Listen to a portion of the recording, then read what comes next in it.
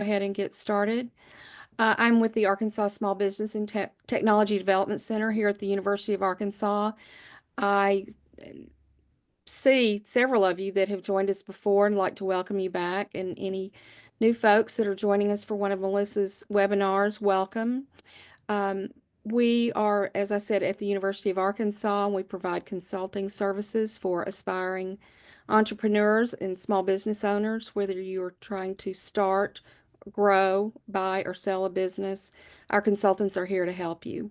Today's webinar is Marketing Your Business from the Driver's Seat with Melissa Forziat. She is like a member of our team because we've worked together for so long. So I'm happy to introduce her and let her get started. Wonderful. Thank you so much for that, Julie. Thank you to also to Mary Beth and everybody at the ASBTDC for organizing these events, for having me back. I don't know how many sessions we've done together at this point, but it's been a blast. For those names that I recognize who are popping in here, it's so good to see you again. And for those who are brand new to any presentations that I've done, I just wanted to take a moment to introduce myself, which I hope will give you context for the material that I'll be sharing today. So I actually started out in my career doing major international sport events. I worked Olympic Winter Games, I worked Rugby World Cup, I worked with the US Olympic Committee. So huge brands that were operating at a very big scale. And then over a dozen years ago, I started my own business. So I'm a small business owner, and I've worked mostly with small business owners. So for me, it was about how do you take those great principles of marketing that I learned at that very big scale, but how do you make them work for businesses like perhaps yours and mine that don't have anywhere near those resources? So for me, it's all about being practical with what you have. Marketing only works if you can actually do it. And sometimes marketing advice that's given is, it has an expectation attached to it of more resources than some small businesses actually have. So being realistic is important to me. And I particularly love this material, Marketing Your Business from the Driver's Seat, because it's very much psychology based. And these are principles that you can apply no matter what your budget is. And it can help you just think a little bit differently about how you talk to people in your business, how you market to people, and ultimately what message you're getting out to them, whatever means you're using to get it out. What are you actually saying to them and how is it impacting them? So that's what we'll look at today. And before we get into any of that, a few quick housekeeping items. Look, everybody here, you're on mute, but I do encourage you to minimize distractions on your end, because the more you're able to think about this material in the context of your business, the more you're going to get out of it. So if the ringer's on your phone, if you have a messaging device on in the background, this is a good time to mute that or shut that down so that you can really focus in. This material has, there's a lot of different components of it, a lot of different, we'll say sort of modules. We're going to dance across a lot of topics with a little bit of depth. So you might find that there is material that you want to look back at later. I have all of the slides and a number of additional resources preloaded into a page on my website, and I've given that link to Julie, so we'll make sure to get that out to all of you so that after this session, you can keep working on the material. In terms of questions, first of all, there are going to be a few times that I pose questions to you as we go along, because I want to make sure I'm tailoring this material as much as I can and how I'm talking about it to the people who are actually here with me live. So if I ever put a question up on screen, I encourage you to go into the chat and to put your answer there so that everyone can see it. And with that in mind, this is a great time for everybody to go find the chat, open that feature up, and say hello, introduce yourself, let people know who you are and what business you have. Make sure it's set to everyone so that everybody can see it. Who knows, maybe there's another business out there you'd like to connect with. So this is a great time to do that. I've introduced myself. Feel free to go and introduce yourself, and we'll make sure that we have that function ready to go for when questions come up during this session. If you have questions as we go, I encourage you to save them for the end, because that's more likely when I'm going to be looking for them. And at the end, Julie and I will make sure to save time for taking any questions that you have as well. And it's really fun to see people jumping into the chat who are on here live and introducing themselves. Thank you for doing that. Okay, so that's a little bit about how this will work. I guess if there's a thesis statement for this overall presentation, it's that psychology is actually embedded into all marketing and sales. Um, it's all about the impression that you're making on people and how you're making them feel and what you're making them think. And psychology has a lot to do with that. So everything that you put out there is going to have some sort of impact. And the more you're able to acknowledge and understand exactly what that impact is, the more you're able to predict it, the more predictable your marketing is going to be, the more hopefully effective your marketing is going to be. And so we're going to look at a bunch of different psychological principles in this session. And I, I hope your takeaway will be that you have the power to position yourself. My hope is that this empowers you, gives you a number of different tools that you can play with that will help you make adjustments to how you talk to people. Maybe find some places where you can be stronger, find some places where you're already strong and keep doing that. But just to have some of that knowledge that you can apply in real time to your marketing and your sales conversations.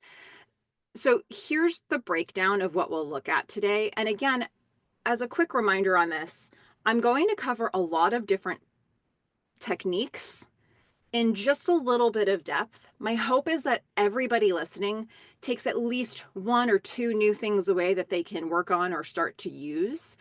It might not be that you need every single thing that I share. Some of it you may already be doing really well. So hopefully everybody comes away with at least one technique they can work on and start implementing. So the first thing we're going to look at is a broader concept of setting the voice of your brand. How do you generally talk to people in the big picture of your marketing?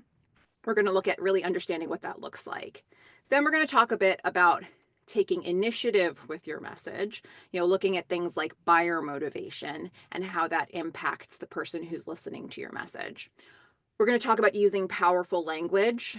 This is a topic that you could probably do an entire presentation about, a much longer one, but specific word choices, what do they mean? Then we're going to look at making strong calls to action, but I'm actually going to frame that from the standpoint of personality types, because every personality type needs to be talked to a little bit differently. And then lastly, we're going to talk about proving your worth, social proof, what it looks like when you can show people how amazing your business is and all the many different ways you can share that. So these are a few different things that we'll be looking at today. And hopefully I've oriented you enough to what we'll be talking about where, this is, if you feel like this is the right place for you, stick around and we're going to have a lot of fun with psychological principles today. Let's jump in and see what we can learn and see what we can find out. So the first thing I want to look at here is this idea of setting the voice of your brand. And this is probably the most big picture section of this presentation. One really important principle that we need to know when we market is that your brand isn't what you think it is, it's what they think it is. They being your audience, the people on the receiving end of your message. You can think you're sending a particular message, but if that's not what the audience is picking up on, then whatever they think you said is what you said. And they're going to give you that feedback by continuing to listen or by walking away or by giving you money and buying your product or service. So they have a lot of power in this situation. And, I see a lot of times when people are looking at marketing in terms of getting a marketing education, they're thinking about what they like, what's interesting to them. But the first thing we need to do is put ourselves in the shoes of the audience or many different types of audiences if you have more than one target market. And you need to ask, what is the message they're likely to receive? When we can ask them, that helps us out a lot because we get to figure out what that gap actually is between what we think we're saying and what we're actually saying to them. But this is a really important concept to understand straight away. All of the things that I share with you today, it's about trying to match as closely as possible what they're receiving with what you think you're saying. So the question becomes, what does your brand actually represent to others? Like, it's great to know that, but how can you start breaking it down so you can begin to predict it? There are a couple of different tools techniques that we have that we can start framing all of this through to help us get language that will get as close as possible to matching what people are receiving from us. The first one I want to look at is values. So these are the guiding principles of how your business operates. These are this is how you are in your business, how your business shows up for people day to day. I have a graphic on here that has some examples of values words. This isn't a comprehensive list, but it just starts to give you an idea of some of the things that you can stand by in your business. A lot of times people will put values on the about page of their website, and they'll be like, what are my values? I don't know. And they'll pick a few words and then they'll walk away from it forever. But that's not really what values are. Values are how you're going to show up in your business time and time again, how everybody on your team is going to show up. So when a when a client is deciding between different businesses that have the similar types of products or services, they may be making a decision based on how they'll be treated, how you'll do business with them, how things will be handled. And these are the types of words that you want to make a statement to them. This is what it's going to look like. And that may be a deciding factor for some people. So you can actually communicate this in your marketing. And it's really important that what we market, the values that we communicate in your marketing, are a match to what people will receive when they pick up the phone and call your business, when they buy the product or service, all the dealings that they're going to have. It needs to be a match between that and the marketing that you're putting out there. And so I'm going to show you a couple examples of this, of just some uh, past Facebook posts that I've seen from some companies and what you might take away from them and why this stuff matters. So the first one I wanted to look at is Rolls-Royce. I always find it fun to look at Rolls-Royce examples because I know they're not marketing to me, so I like to see what they're up to. So you look at this. This is a Facebook post from quite some time ago. We've got a few beautiful pictures here, very, very well curated. Feels like they're expensive pictures. And then just a little bit of copy. The finest cuisine is presented in the grandest of settings, adding the finishing touch to every Rolls-Royce experience. I mean, it feels like sort of pristine copy. It feels like somebody really wordsmithed this, and then they matched it to the pictures that we're looking at. And, when I look at something like this, it it doesn't give me a total picture of a brand, but I add this to everything I've ever seen, everything I've ever experienced from this brand before, and hopefully it all works together. And that becomes my picture of what this brand is. So I look at something like this, and some words pop into my mind, words like the prestige or luxury. And whatever words pop into your mind, that's part of your understanding of this brand now that you're adding to everything that you've seen or experienced in the past. Let me show you something really different. We've got the Catholic Company. Good morning, read today's morning #morning offering email. Got a link to it. Well, lots of reasons why I like this post in terms of how they structured it. But then we've got this morning offering graphic. You could probably read this in, 30 seconds or less. And there's some words in here. Actually, one word that really pops out at me that is something that I take away as a value of this company is the word faith. You might pick up something different from this. Whatever it is you pick up, that's your understanding of this brand now. And you're going to add it to whatever you know from this brand previous to this. So, these are some of the things that, you might be caught off guard if you saw this post done by Rolls-Royce.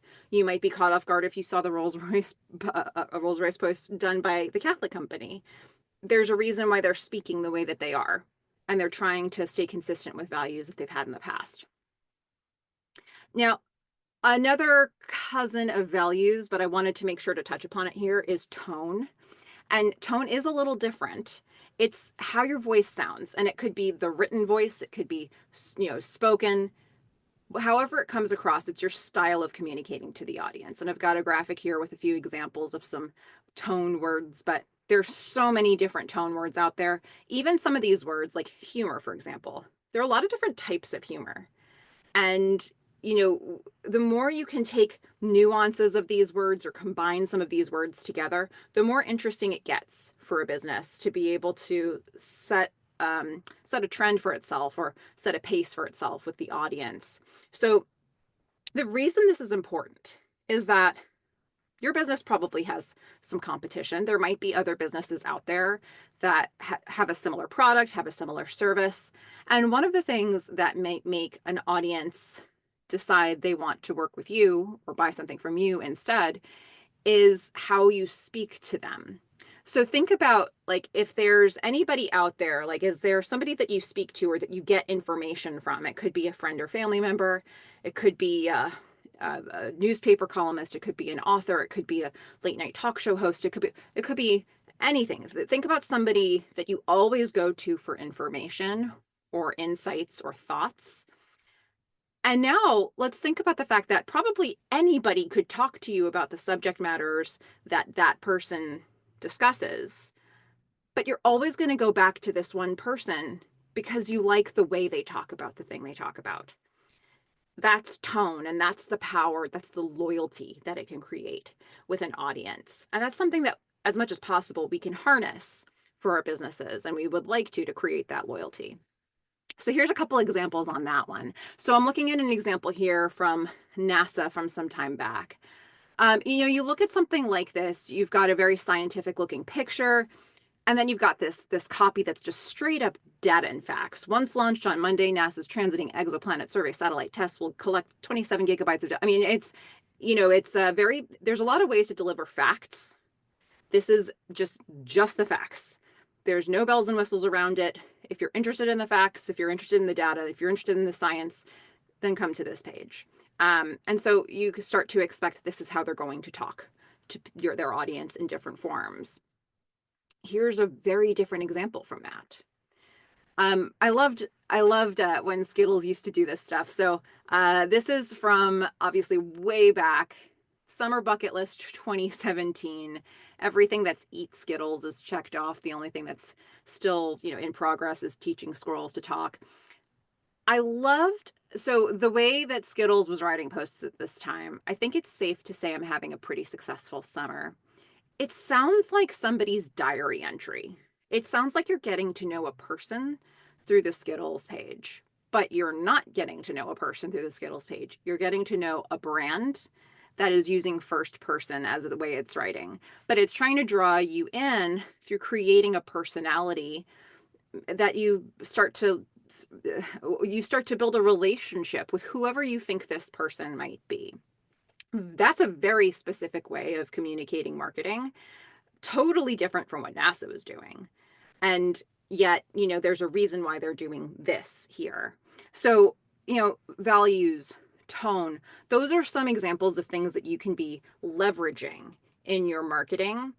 But it does take some thought. It takes some consideration on what values, what tone words you want to attach to your business and start using. And if you are operating your business alone, then it's a matter of you sitting down and making some decisions on values and tone.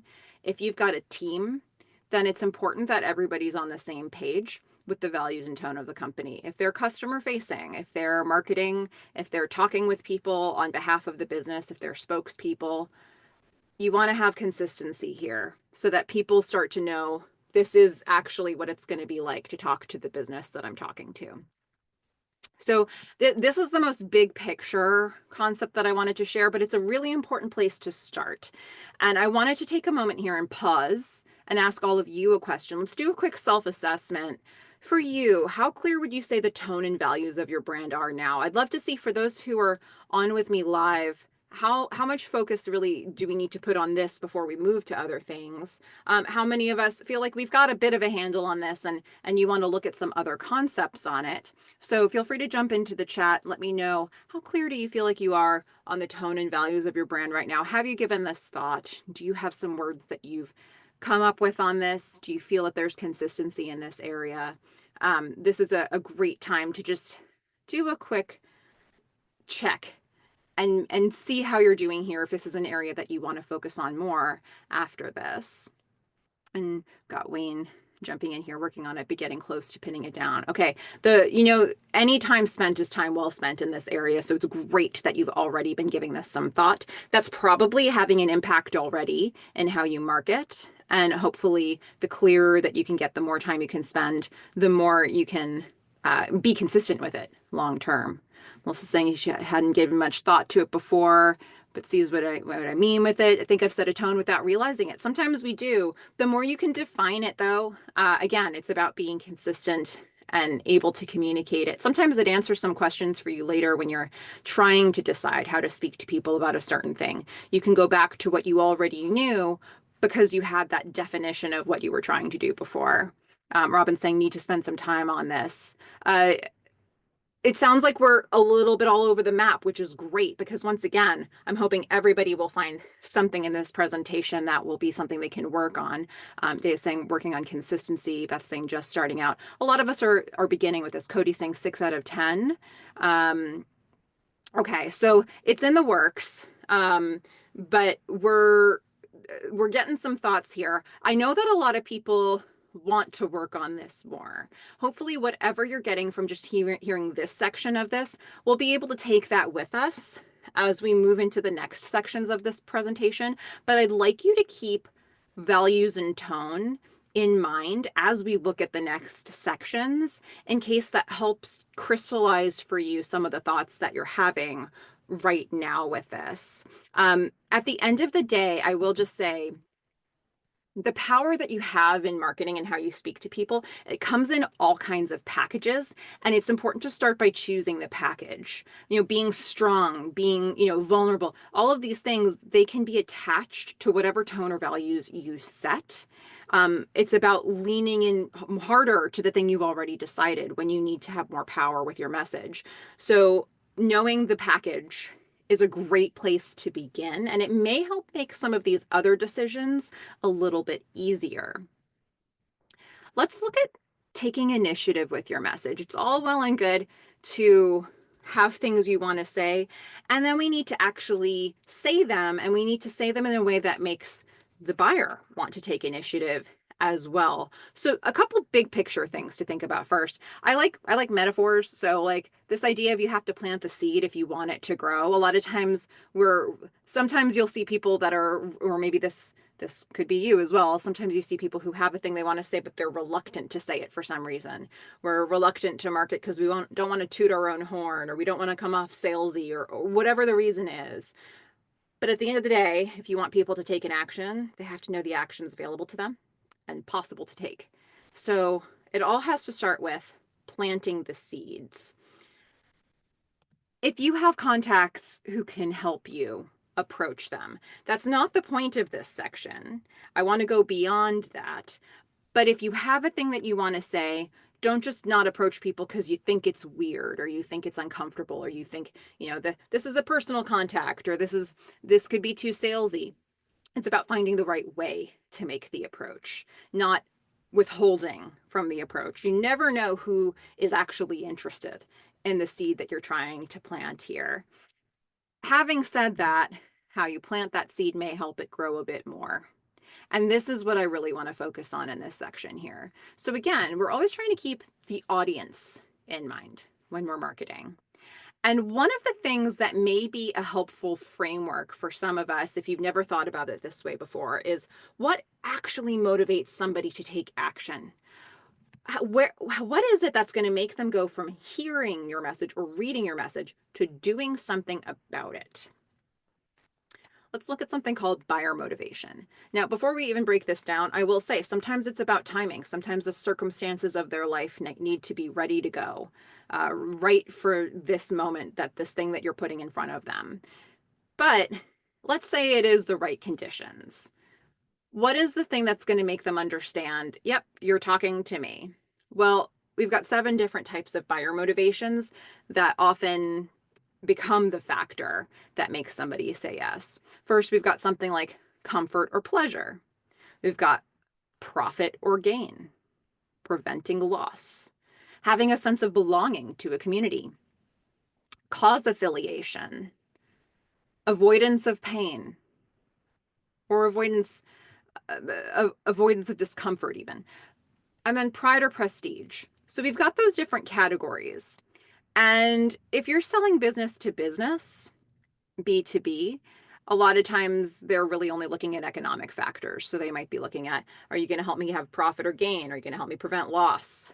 Um, you might also find cause affiliation becomes important for that group. They want perhaps their audience to feel like they're affiliating with a cause, and so they need to stay consistent with that with any vendors that they work with.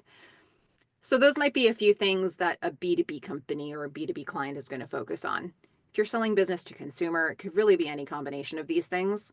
And sometimes where it gets interesting is when you have people who are motivated by more than one of these things and it doesn't seem to go together. That's kind of the fun part where we get to figure out, okay, well, if this is true and this is true, how do I talk to people? So for example, if somebody is looking um, for preventing loss, but they also want pride and prestige, what does that mean? Pride and prestige often comes at a price, but preventing loss, you know, what does that look like when paired with pride or prestige? So when you can isolate more than one of these buyer motivations, it gives you all these nuances in how you talk to people. And if you can break it down this way for yourself, you'll have an easier time crafting marketing messages that can appeal to all these different motivations that they may have. It's a little different from values and tone, but you can layer this on top of values and tone and just have more language to share. So something that you might do, I added this slide in, you can grab this later. You could do this you could just fill this out for every target market that you talk to. I will make your life better by, and then look at that buyer motivation wheel and see how you can complete this sentence in a way that will utilize one of those principles. And again, this is the thing you want to do for each target market because each target market is different. Now, buyer motivation is about how you market to the group. When we're marketing, it's about blasting a message out to a somewhat wider audience. Even if it's within a target market, you're blasting that message out to a lot of people. Once you get to sales conversations one-on-one, that's where we're going to look at some personality type questions later that you can tailor the conversation even more. But this is about saying, big picture, this target market is going to be interested in the following things, and that'll help you direct your marketing at them. So I want to take a moment here and put this question back to you. For those who are putting questions into the chat, hang on to those. Be prepared to put those back into the chat a little bit later when I take questions at the end, just to make sure that that I don't lose any of those questions that are coming to mind for you. For now, I want to pose this question to you as you're thinking about this concept of buyer motivation. Again, we're just looking at these things very high level, but which one feels like, or which more than one feels like it applies most for your audiences? And the reminder here, profit or gain, preventing loss, having a sense of belonging, cause affiliation. It could be avoidance of pain, pride or prestige, comfort or pleasure. Maybe there's something on here that you think I didn't mention, but it feels like an important principle for your audience. If something here feels like it matches what your audience is looking for, if you've got more than one target market, a lot of us do, think about one and put some thoughts into the chat. Let me know which of these things feel the most resonant for the group that you are trying to market to. This is a thing that we don't often talk about in our marketing, but can be a really interesting new framework for you to start to consider what to say to people. Melissa's saying maybe pride or prestige, maybe comfort or pleasure. And then possibly cause affiliation for folks who want to buy local. Awesome. Wayne's saying avoidance of pain. Robin's got gain, pride, and comfort. Marisha's saying pleasure for your niche client, but also for some, profit or gain. Okay, this is great. I love that we're able to start, for some of us, we're starting to attach it to different audiences as well. Cody's saying belonging, comfort, or pleasure. Okay. And for those of us who are putting more than one of these categories, the cool part is to start to problem solve how you would address both of these things with your audience. Martha's also saying comfort or pleasure. That's a popular one. So, what does this new framework allow you to consider when you're thinking about marketing for your business? And again, how can you take all of this, jot down notes for each target market, and think about how you're going to use this in your language, whether it's written, whether it's spoken? How can you then adjust it? I would love to now take this another level of detail. And this section, using powerful language, honestly, you could You could teach an entire class on this for a full day. Power words, weak words. What does this look like? Again, it's important that we had the conversation about values and tone and buyer motivation first, because we started big picture. Buyer motivation is also sort of a big picture topic. And this is about specific word choices within that you can use to come across in a more powerful way. So power language ultimately is about nuances and strength in delivery, but within the tone and within the values you've already set. But a word choice matters. Words mean something and they make an impression. So, how can you be stronger with the thing you're already trying to put out there? Ultimately, we want to project strength over weakness. And what that actually means is there is a variable thing, because these things can all coexist, right? I said strength, but strength can be vulnerability. And sometimes the most vulnerable posts are the strongest marketing content. The most vulnerable speeches or material can be the most binding force for your audience. So something like vulnerability or respect or having confidence, all of those things look like really strong ways to convey a message for your business. And then what's the intersection of those things? Where we have planning and support and partnership, and where we can get mutual benefit between the customer and your business, the client and your business. All of these things can be a representation of power and strength. And it's about how you deliver it to help people really connect back to it. So I wanted to take a moment here to just look at a few examples of power words, and then to look at what the opposite looks like in terms of, okay, you've already got the package here, and now what are some of the tweaks that you can make to the language that might make a difference? So, okay, here's some examples of power words. Again, you could come up with, I'm sure if you looked up power words lists on the internet, you'd come up with all different kinds of resources for it. It could be really interesting if this is something that you want to look into. Let's look at a few here, though. Let's start with a word like result. A word like result is powerful because it gives people some sort of information about what the end is going to be of using your product or service. So it's not just about the journey, it's about here's what's going to happen. The word you, and you'll see when I flip the screen to some of the weaker words what the counterpart is, but you is about putting the focus on your audience, the person who's on the receiving end of this, speaking directly to them. What is it you are going to get from this? A word like advantage or avoid. I'm going to pair those together for a moment here. These are outcomes, again, connected to a result, but what's going to be the advantage that they get from this? You'll see that this actually attaches to a personality type later. Something that they want to avoid, a thing they absolutely don't want to happen. Again, all of this is attached to that result. The word only is interesting here. There's more than one usage for some of these words. When I say only as a power word, it's when we use it to suggest scarcity, or that something is a limited time. Or it could be minimizing the impact of a price point. It's only $5.99. This is only going to be available for 5 more days. So it gives people a little bit more of a sense of, in some cases, urgency, in some cases, this isn't such a big deal. Let's go down here. Because this is the result. Why? You can give people some backup, some explanation. This is going to be an important one for another type of personality type that we'll look at later. Agree. A lot of speakers are looking for agreement when they're doing a talk. They're going to look for head nods. They're going to ask questions where people will say yes. There are certain schools of thought. This is kind of a controversial one. There are certain schools of thought where in sales you just want agreement. But there are also schools of thought in sales where you actually want disagreement. And so if you're interested in digging into that, things like the negative reverse technique, those are things that you might want to look into if you want some other tools in your tool belt. Proven.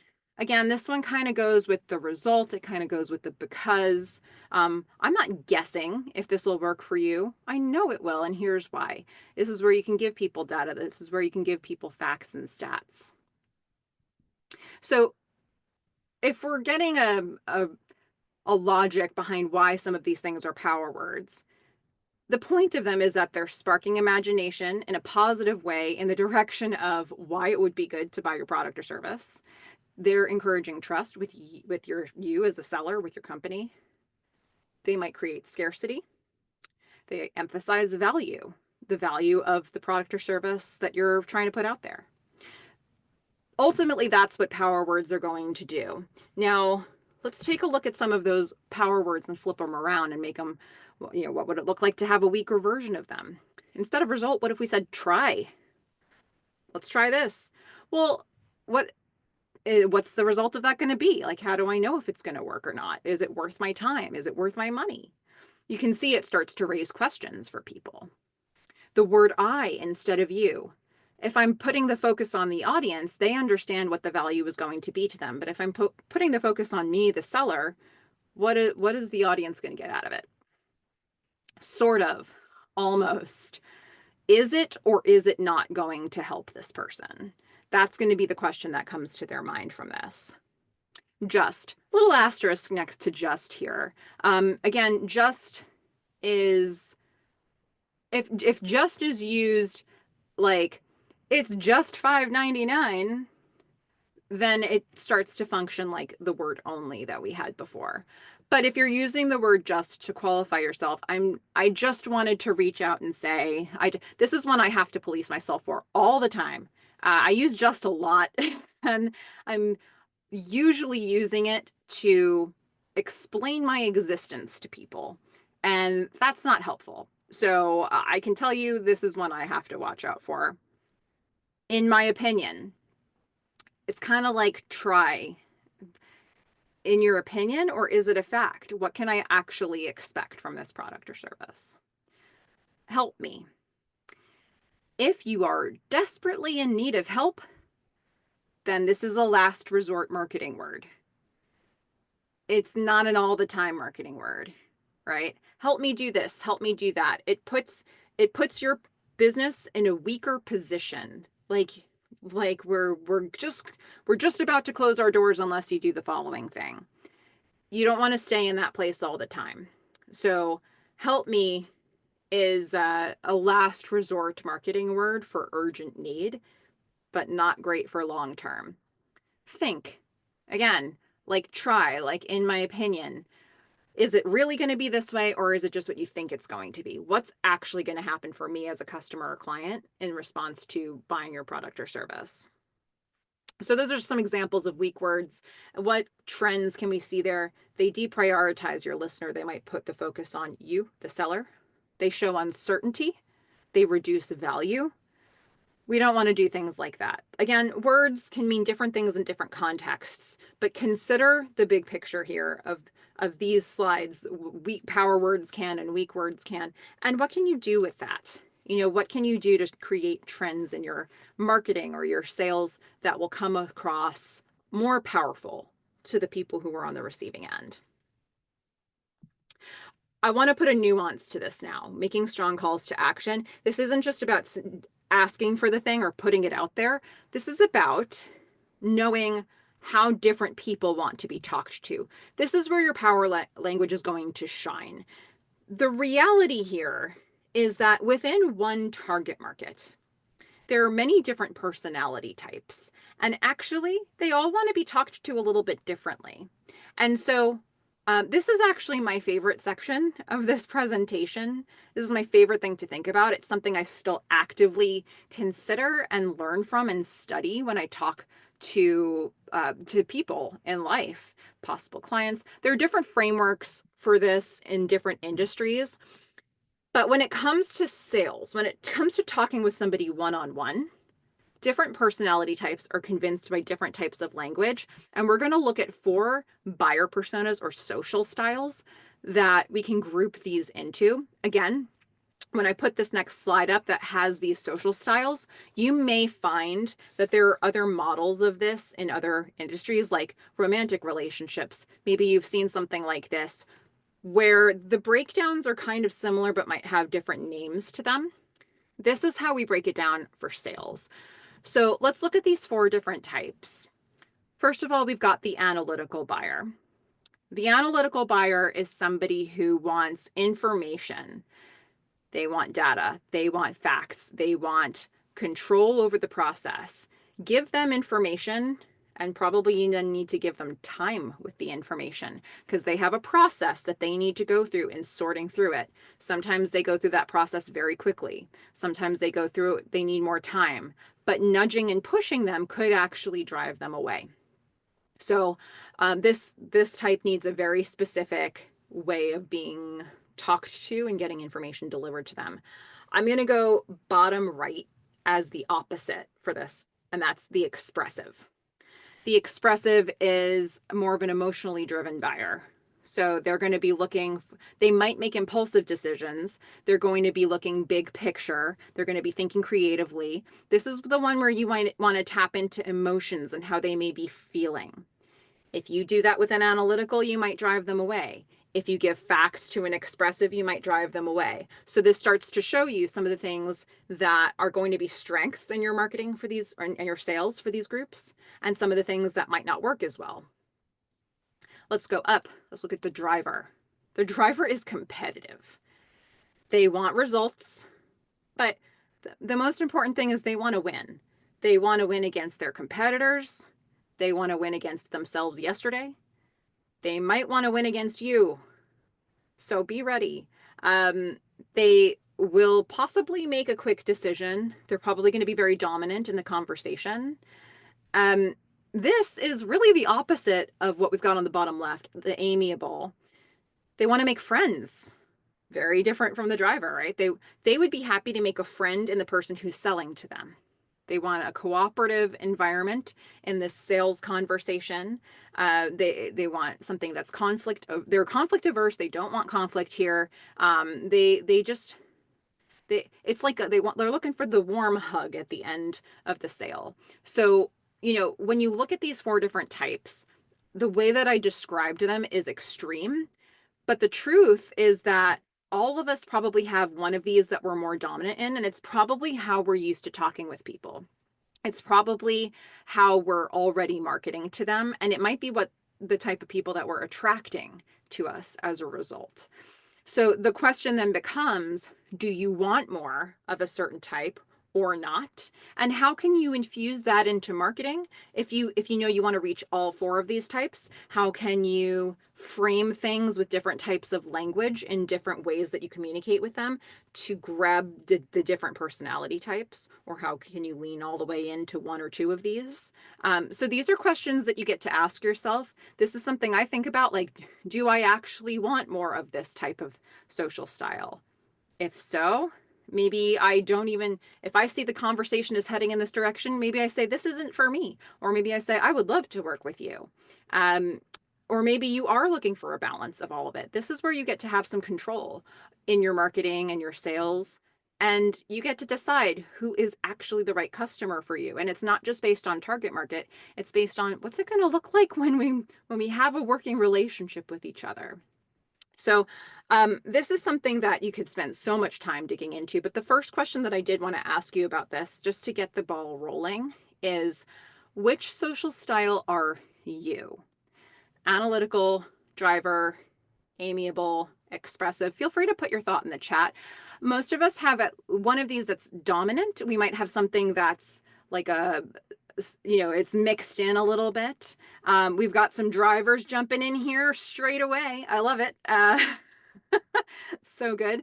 We've got somebody, Martha's an analytical and a driver. I will say, I would say analytical is dominant for me. So if you are analytical, you might be more likely to be interested in this presentation.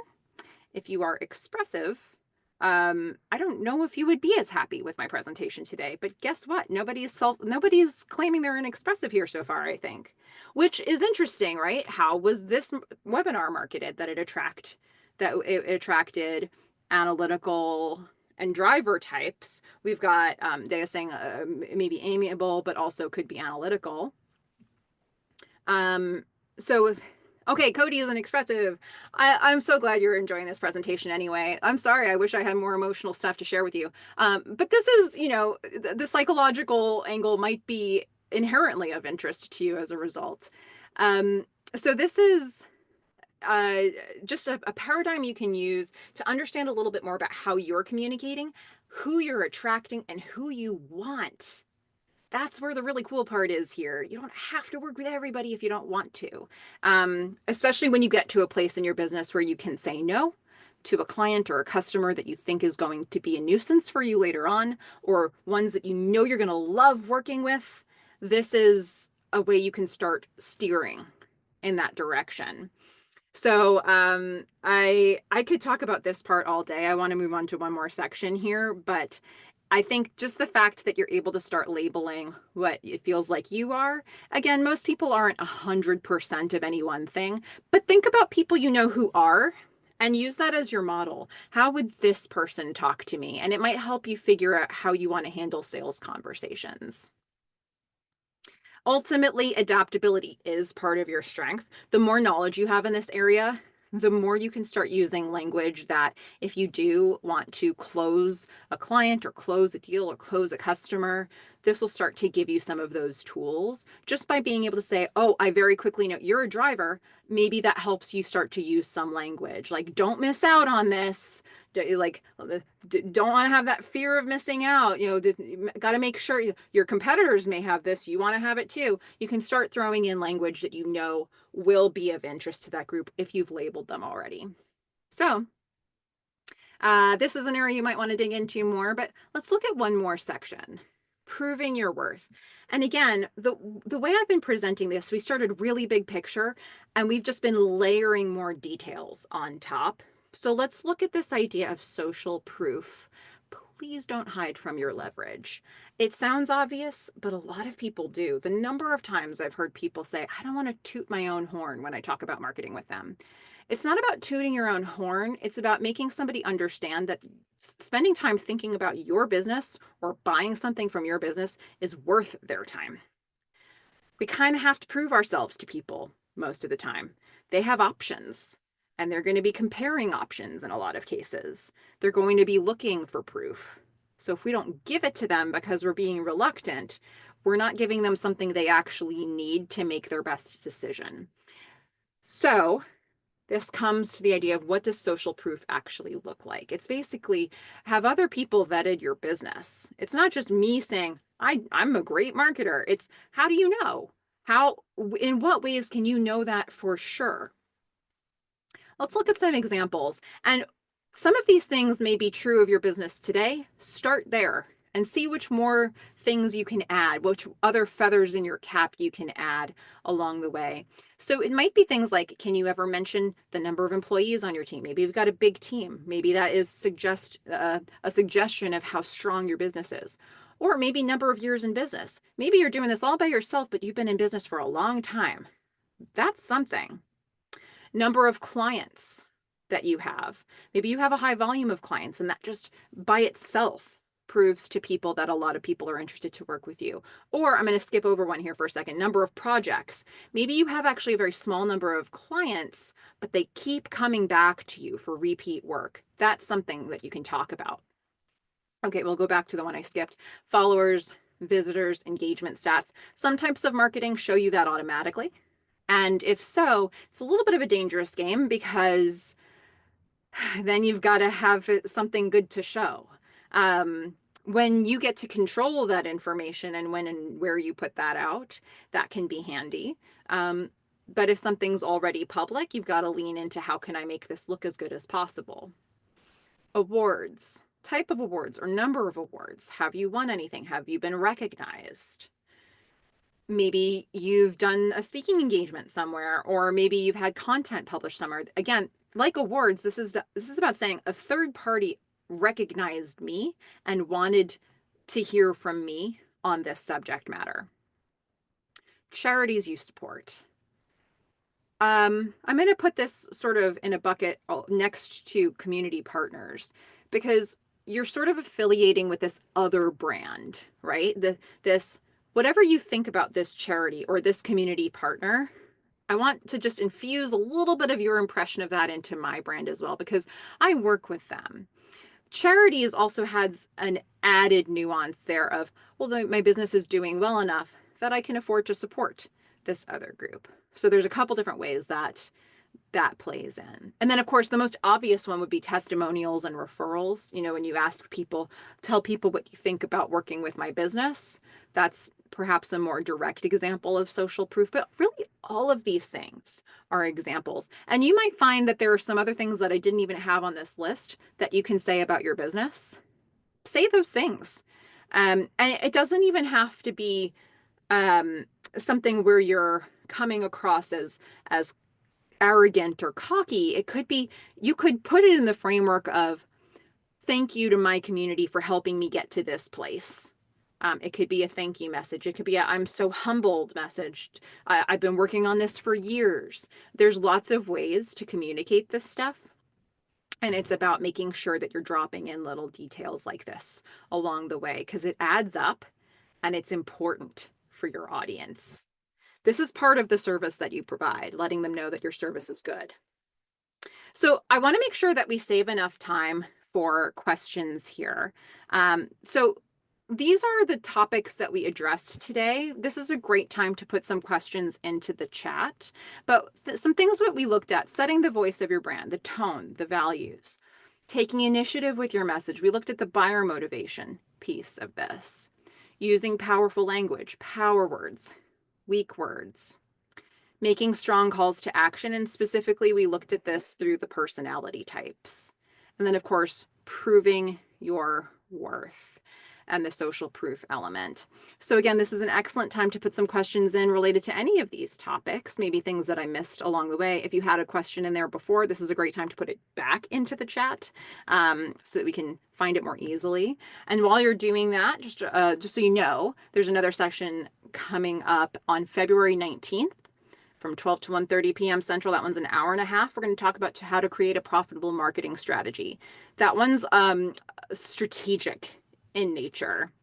So for those of you who are, if you're new to business, it's a little bit of a tough one because you have to think multidimensional chess. But especially if you've been in business, you're operating already, this is a really fun one to think about strategically. How does your marketing plan structured to be able to get in front of people for the first time and keep them with you until they're ready to buy from you? And for those who want the resources for this session, I've got a couple links here. That top link is actually the link to the web page that I created with all of the resources for this, except the recording. Julie's working on that now. And then that second link is how you can access the ASB TDC to work with them directly if you want to work through any of these ideas. I'll let Julie speak to that more to make sure that she shares anything that's coming up for all of you. Thanks, Melissa. If anyone is interested in our spring slate of trainings, as Melissa mentioned, she's got another one coming up soon. And those can be found on the events page at our website, sbtdc.uark.edu. Also mentioning the resource library that we have. This recording, as well as many others, can be found there in the marketing resources tab, and a lot of great stuff from Melissa, as well as our marketing consultant at ASBTDC in our office at the university. So I'd really encourage you to take the time, take a look. If you're not a client of the center and you are interested in getting a consultation, needing specific help with some component of your business, or just thinking about starting a business, please do reach out to us on our website. Each page has a get a consultation link in the upper right hand corner. And if you will just go in, register, fill that out, then one of our consultants will get back with you within a very short period of time, usually within 24 hours, to get something scheduled. So we would greatly encourage you to take advantage of our services. It's at no cost to our clients. We're grant funded. And so you get the expertise of some really incredible folks who can help you with whatever you might need. Any more questions? Trying to sift back Okay, well, through. pardon?